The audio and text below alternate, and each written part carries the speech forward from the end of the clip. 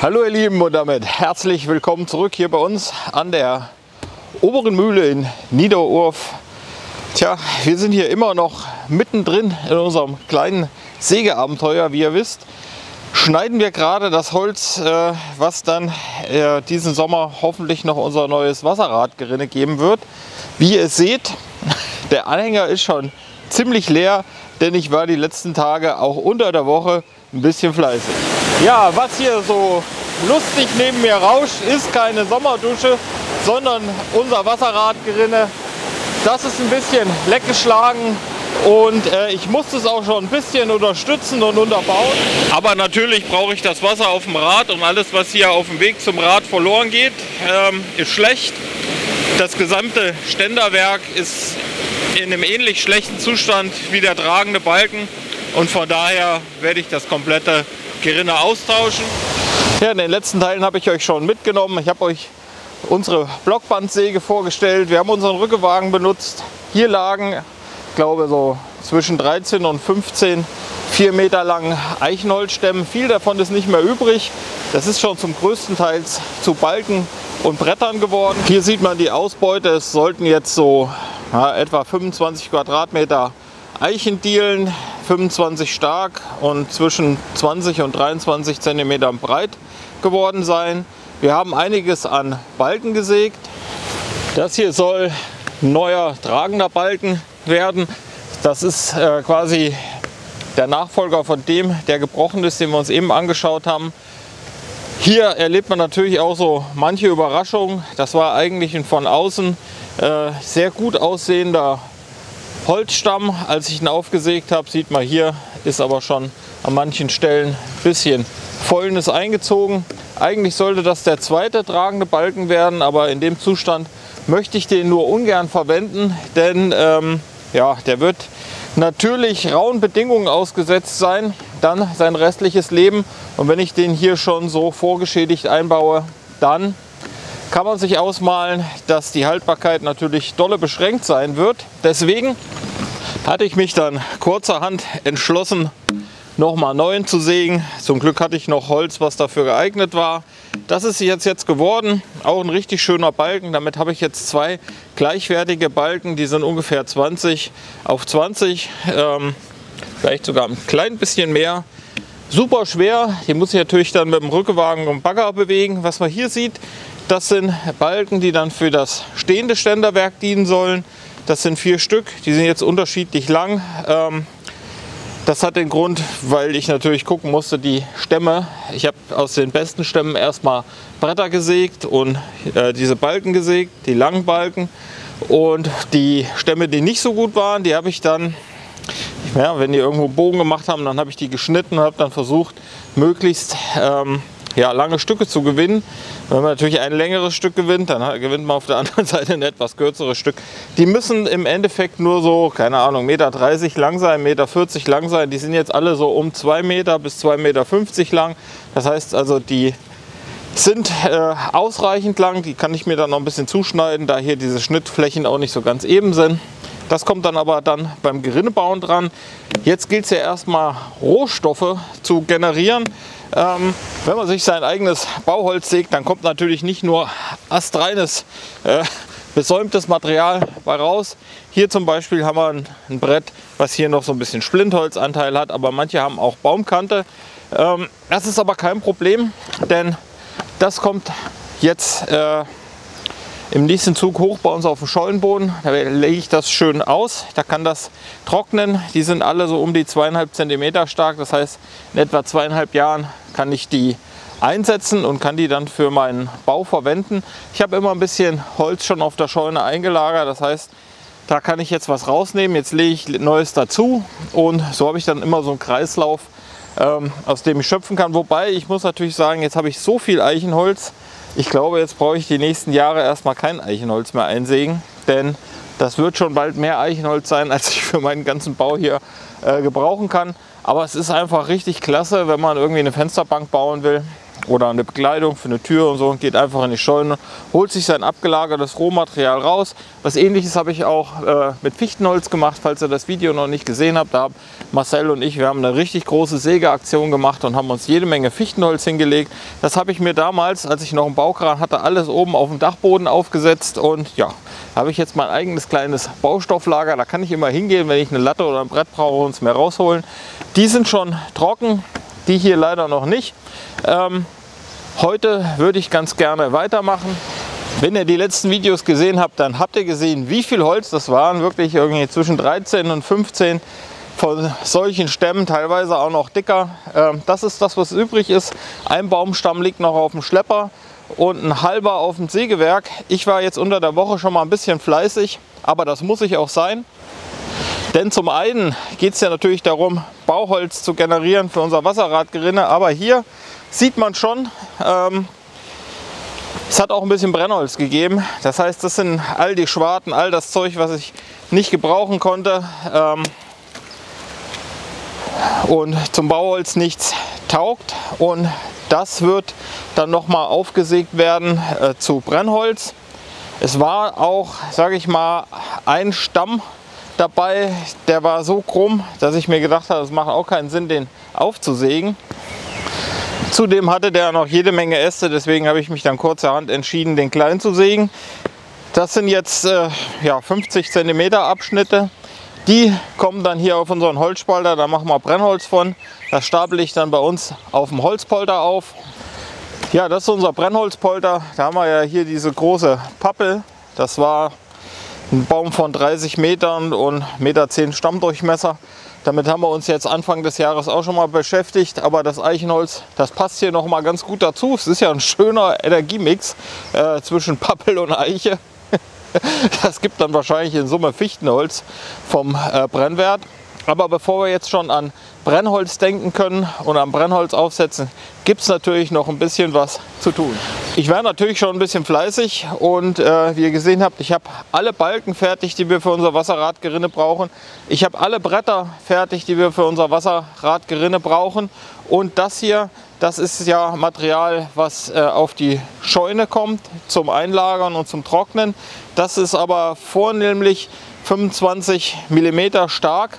Und ich habe jetzt schon mal hin und wieder ein bisschen was Dickeres gesägt, aber es ist natürlich auch nicht schlecht, nicht nur Bretter auf Lager zu haben, sondern ich würde mir jetzt auch noch mal ein paar Bohlen sägen. Das hat jetzt vornehmlich nichts mehr mit dem Wasserrad zu tun. Das heißt, den hier und den hier, den würde ich gern zu Bohlen aufsägen. Die würde ich 60 mm stark machen. Ja, wie ihr wisst, sind wir natürlich bestrebt, vieles selbst zu machen. So habe ich zum Beispiel diese Fensterbekleidung alle selbst gemacht. Die sind auch aus selbst gesägtem Eichenholz oder auch wenn man sich so einen Handlauf selbst bauen will. Das ist jetzt beides so um die 50 mm stark. Deswegen würde ich mir jetzt noch mal ein paar 60 mm Bohlen schneiden. Wenn ich die dann getrocknet habe, dann kann ich die hobeln und abrichten und kann dann solche schönen Sachen wie so eine Fensterbekleidung oder einen Handlauf für eine Treppe rausbauen. Ja, auch wenn ich Bohlen rausschneiden möchte, könnte man jetzt denken, ich kann jetzt einfach zack, zack, zack immer eine Bohle nach der anderen rausschneiden. Das wäre auch von der Sache her wahrscheinlich kein Problem. Aber da der Stamm zu kurz ist, habe ich hier nicht die passenden Anschläge für. Das heißt, hier sind jetzt nur solche kleinen Holzanschläge.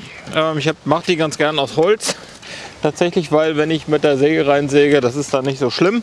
Aber um die Bohlen vernünftig schneiden zu können, muss ich jetzt mindestens mal 2 Seiten besäumen, um hier meine kleinen niedrigen Spanner anbauen zu können.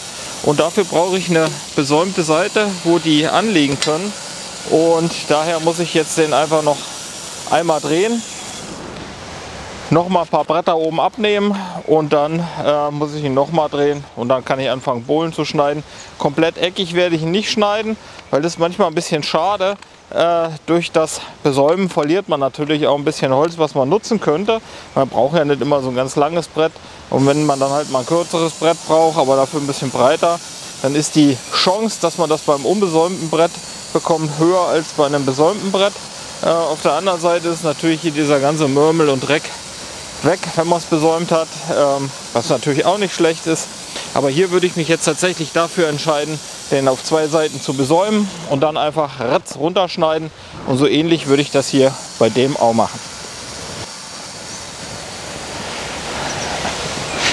So, das hat 1, 2, 3, 4, 6 cm Polen gegeben. Nachteil an den Dingern ist, die wiegen natürlich auch so viel wie so 6 cm Bohlen. Die werde ich mir wahrscheinlich dann auf eine Palette machen und werde mal einen Heckstapler anbauen am Schlepper. Wenn ich mal gucken, dass ich das dann auf dem Heckstapler irgendwie hochgehoben bekomme. Das, ja, hätte auch schon überlegt, vielleicht das mit dem Rückenwagen zu packen und hochzuheben, aber ja, da muss man dann noch mal sich das ein bisschen entwickeln lassen, weil die alle auf dem Ast hochschleppen, da habe ich nicht so richtig viel Lust drauf. So, ja, da war es nur noch einer. Das ist auch gut, denn meine Frau, die hat auch schon wieder angekündigt, dass er noch mal misten will. Und dafür muss der Rückenwagen dann ab vom Schlepper. Aber das macht ja jetzt natürlich keinen Sinn, solange da noch Holz drauf ist. Und daher muss ich mich jetzt auch ein bisschen sputen, dass ich das hier runter bekomme. Zudem, wenn ich einen Spalter anbauen will oder den Heckstapler anbauen will, dann muss der Rückenwagen einfach leer sein. Deswegen bin ich ziemlich happy. Das ist jetzt der letzte Stamm, der ist auch wieder 4 Meter lang. Am schönsten ist natürlich, wenn ich den am Stück nutzen könnte, aber wie ihr hier auf der Kamera auch wieder sehen könnt, macht das ganze Ding eine Kurve. Und ja, was natürlich gut ist, ist, dass der Scheitelpunkt der Kurve ziemlich in der Mitte ist von dem Stamm. Das heißt also hier irgendwo. Wenn der jetzt hier unten irgendwo so einen fiesen Kurve machen würde, dann hätte ich ein größeres Problem. So kann ich das einfach 4 Meter Stamm auf 2 Meter Stammabschnitte schneiden. Und dann lade ich mir eben, wie eben hier, das Stammabschnitt für Stammabschnitt drauf. Das heißt, wir haben noch 2 Stammabschnitte.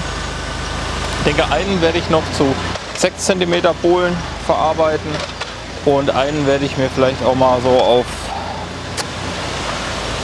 40 cm Bohlen. Rotes Kleid hatte ja schon in einem vorangegangenen Video geschrieben, ich sollte mir die auf 40 aufschneiden.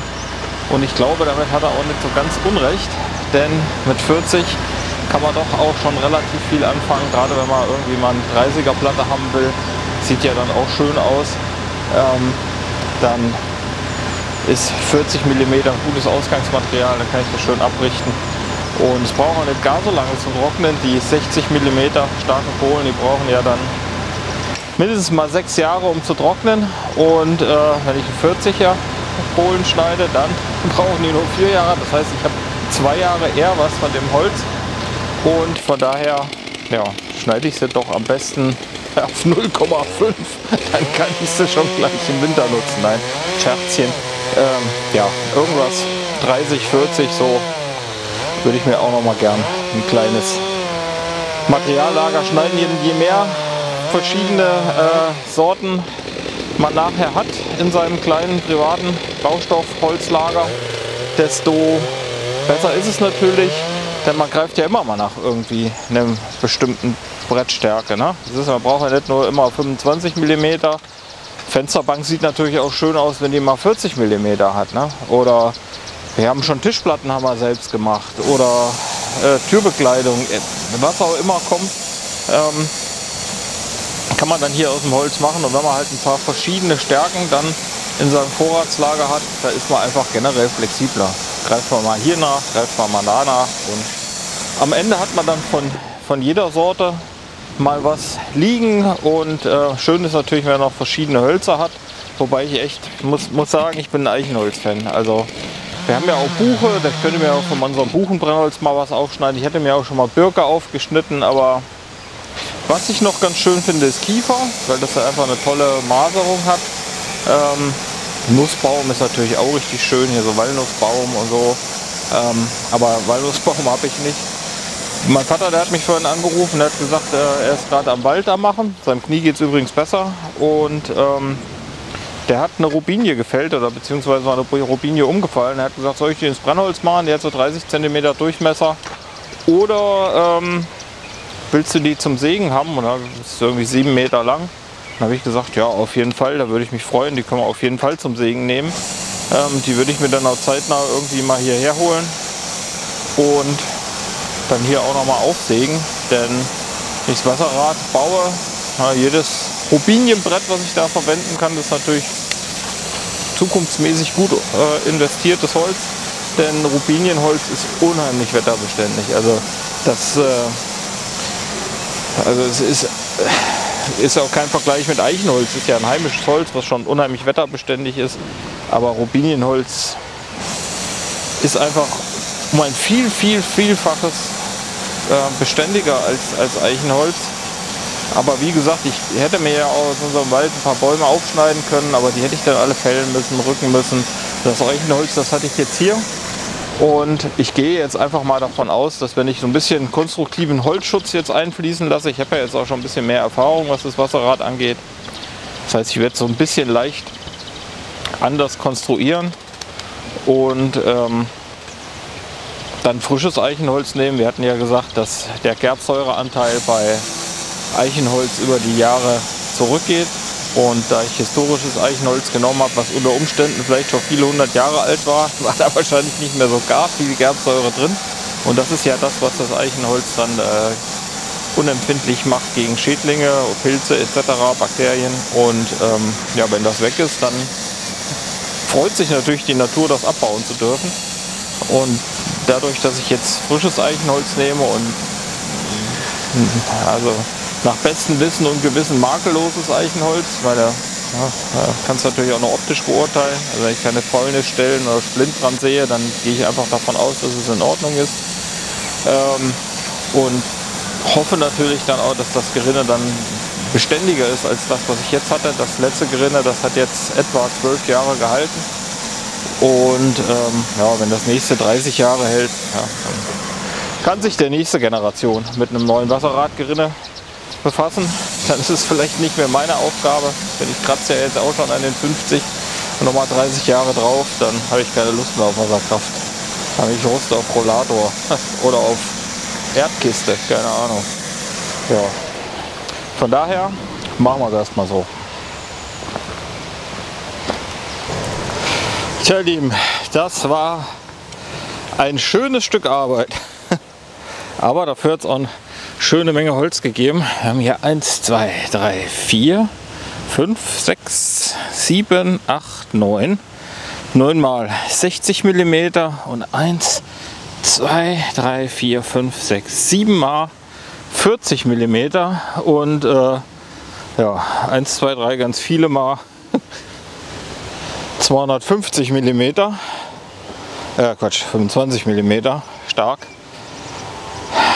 Mit verschiedenen Breiten. Ja, ich hoffe, dass sie nicht so dolle sehr schüsseln, aber bis jetzt, toi toi toi, mal auf Holz klopfen, toi toi toi, habe ich mit Schüsseln noch nie so richtig Probleme gehabt, zumindest nicht bei Robinie und Eiche. Was mal ganz dolle geschüsselt hat, war Esche, aber mit dem Holz bin ich eigentlich immer ganz gut hingekommen, ohne dass es Schüsseln gegeben hat. 21 auf 20, 4. Die sind so 16 auf 18, zumindest so im Dreh rum, weil manchmal so 16 auf 16 ist der eine, glaube ich. Und hier haben wir, ja, das ist so ein bisschen, ich will nicht sagen Abfall, aber das ist abgefallen beim Sägen. Das gab besäumte Bretter, deswegen habe ich die hier aufgestapelt. Die sind auch so 2 Meter lang und so 16 auf 25 mm Stärke. Dann von denen hier habe ich etwa 25 Quadratmeter hier liegen. Hier ist noch ein Balken 4 Meter lang, 20 auf 20. Das ist auch 20 auf 20, aber ja, er ist jetzt nicht komplett kaputt, aber hier so die Ecke ist nicht so schön und dann ist hier oben auch noch ein bisschen Splint dran, ein bisschen Baumkante. Hier würde ich am liebsten nochmal absägen, nochmal ein Brett runternehmen. Aber das kann ich immer noch machen. Dann hat es gegeben hier, das sind Balken. Die brauche ich oben fürs Wasserrad. Da liegt nachher die Rinne drauf oder zumindest die Halter von der Rinne. Die müssten so, was sind die? 16 auf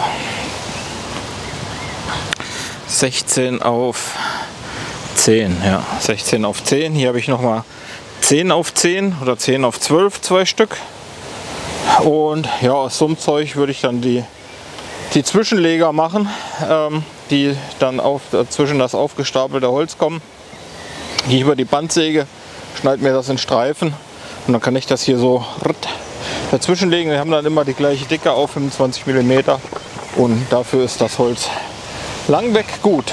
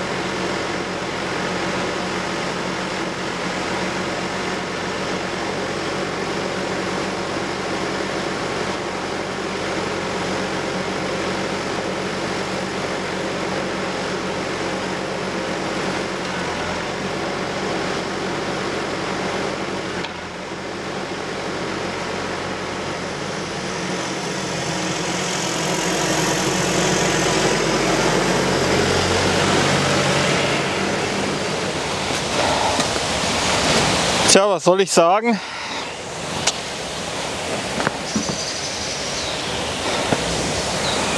Jetzt habe ich mit der Stütze schön das Sägewerk vom Bock runtergekickt. Ich hoffe, dass nicht so richtig viel kaputt gegangen ist. Ist einmal kurz unachtsam, ich habe das nicht gerafft, dass das Sägewerk, wenn es ein Stückchen weiter vorne gestanden hätte, wäre es kein Problem gewesen. Aber so hat es perfekt gestanden. Einmal nicht aufgepasst und schon gleich scheiße. Naja, wie auch immer. Ich muss ja erstmal einen Bagger holen und dann muss ich meine Frau noch mal fragen, ob sie mir assistiert, weil alleine kriege ich das da nicht drauf gefädelt. Das ist schon ein bisschen umständlicher. Das ist das erste Mal, dass es mir entgleist, aber tatsächlich das erste Mal, dass es so eine Roulade macht. Ja, ich hole jetzt mal einen Bagger, ein paar Schlupse und ziehe mal einen Stecker und so. Und dann drückt mir mal die Daumen, dass ich das Ding geborgen bekomme.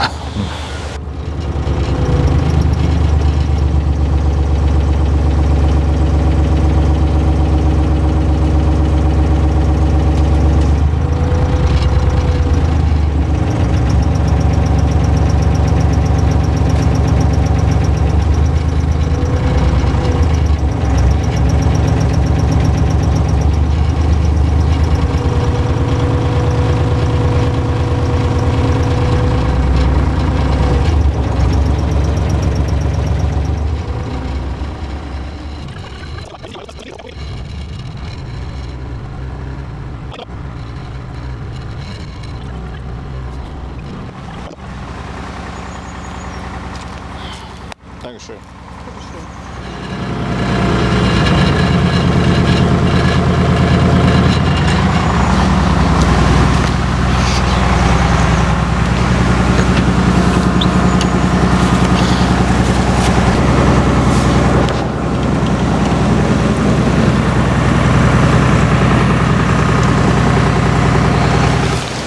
Ja, hier hat es ein paar Beulen gegeben. Aber das Ding ist zum Glück heil geblieben, der Schnittcomputer. Hier hat es das Aluminiumprofil ein bisschen verbogen. Das habe ich aber wieder zurückgebogen. Ja. Der ist jetzt so ein kleines Stück nach außen gedreht, aber ich schalte es einfach mal ein und gucke mal, ob es noch funktioniert.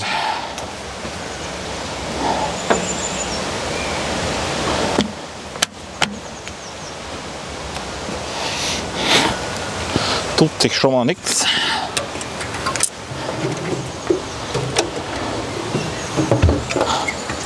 War ein Automat gefallen.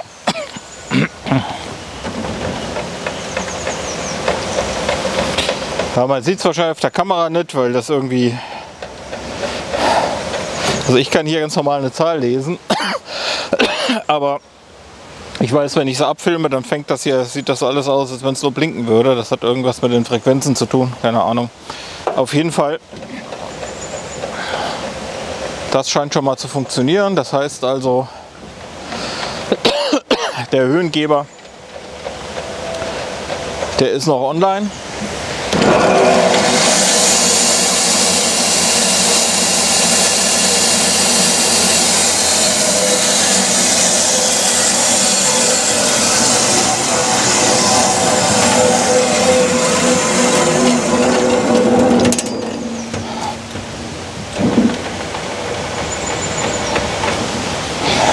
Ja, Glück und Unglück.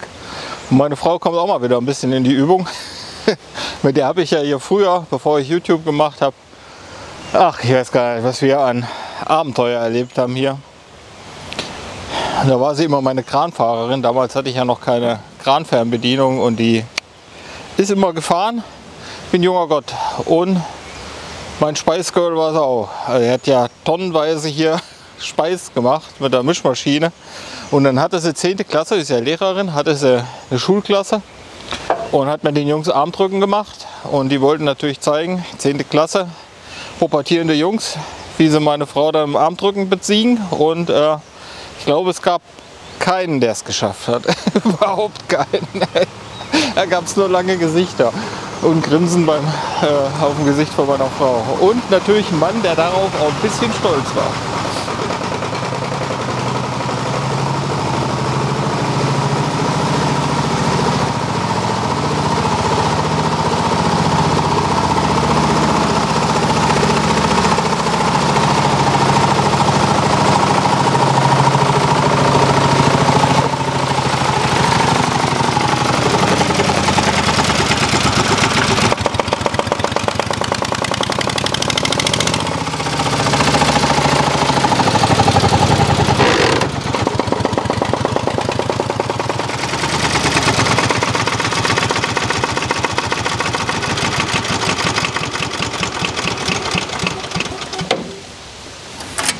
Ja, ich habe mir gedacht, wenn wir einen Bagger schon mal da haben, dann können wir ihn auch benutzen. Oder was meint ihr?